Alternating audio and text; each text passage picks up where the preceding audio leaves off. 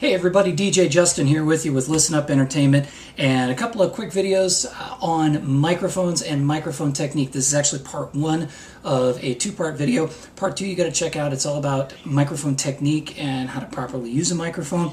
A lot of people don't know, and that's going to be helpful for clients or DJs. There are a lot of people that just don't know how to use a microphone properly, and so part two of this is on microphone technique. I encourage you to check that out as well.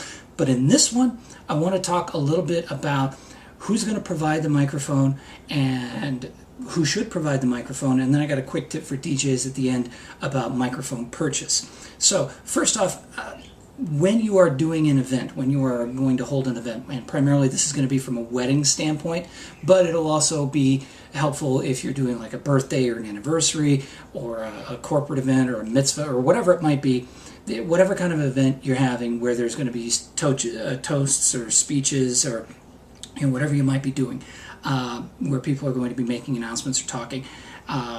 When you're planning your event, when you go to rent your venue and you go to rent your entertainment and you're thinking, okay, we're going to need microphones. Well, is the DJ going to provide one? In my opinion, yes, they should.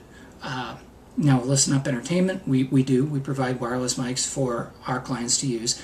Sometimes when you go and rent a hall or a venue, sometimes they'll have a built-in house sound system. They'll have an installed system that they have wireless mics available, whether it's part of their package when you rent the venue or whether it's an add-on.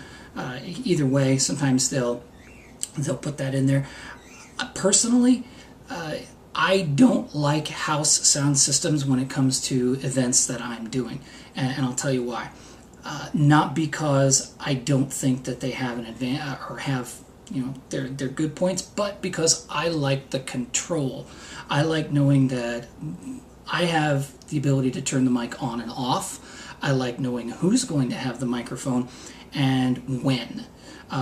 It's a control issue for me, and I think it provides the client with a better product. Oftentimes when you get these venue sound systems and these venue microphones, what you're getting is kind of the Ron Popeil cooking method of sound management. You get people where they'll come in and they'll turn the sound system on when they're setting up the hall, and then they'll put the microphone on the head table, and then they'll just kind of walk away. And they'll assume that the client knows how to turn it on, and they just kind of set it and forget it. I don't like that because you never know what you're going to get, whether it's going to be too loud or too soft, or there's going to be too much feedback, or the quality's going to be awful. You never really know, because oftentimes, more often than not, these venues don't have a dedicated engineer that's actually going to be there while your event is going on. So you're kind of on your own.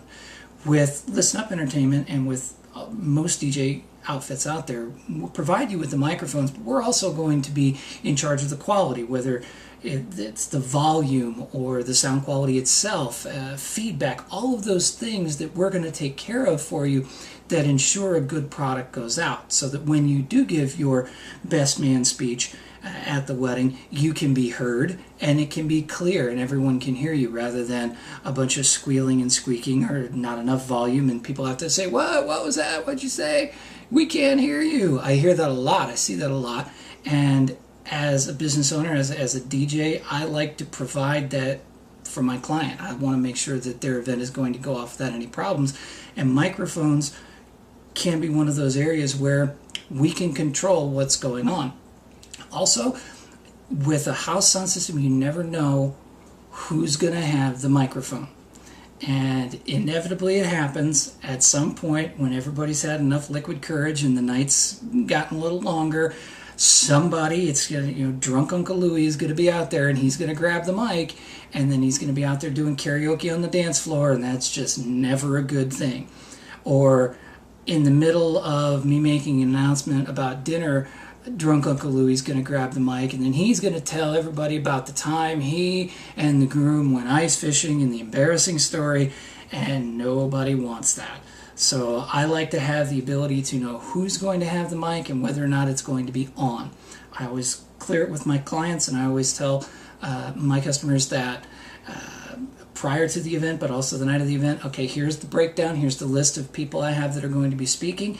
And unless they're on that list, or unless the client comes up and tells me, yes, they are approved, nobody else gets the mic. That's just a good safeguard. With house sound systems, where it's the set it and forget it stuff, you don't have that safety net. So I like to provide that for my clients. And I think that when you're renting a hall, that should be a question you ask. Is the sound system, does the venue have a sound system? Is that included in part of our package? We would prefer that the DJ provide that, or do we have to, how does that change the price? Because sometimes that can change your price. So ask those questions. Last thing, real quick, tip for DJs when it comes to microphones and buying a microphone. Yes, wireless is obviously the choice, but it's always good to have a couple of wired backups as well. Batteries fail, interference happens, and it's always nice to be able to have the ability to hand a wired mic to the client if need be. Wireless is great. When it comes to buying your wireless, when it comes to your wireless, the one that you're going to be talking into, the one that you're going to be giving announcements and doing your DJ work on, spend some money. You're going to get what you pay for, and if you want something quality that's going to last, that's going to sound good, you got to spend a little bit of money. I would suggest, the industry standards out there. Shure has been, the yardstick for years, and Shure is a great brand. Sennheiser also makes some really good stuff, but shop around a little bit and spend some money when it comes to your mic. Now, when it comes to the mic you're going to be giving out to your clients for toasts and speeches, you want something that's going to be decent quality, but don't spend a lot of money on it. Don't go crazy and buy a $600 or $700 or $800 mic to give out to your clients, because somebody's going to slip and fall and it's going to break, or they're going to drop it in the punch bowl, or something could happen to it, and you don't want to be out that kind of big money.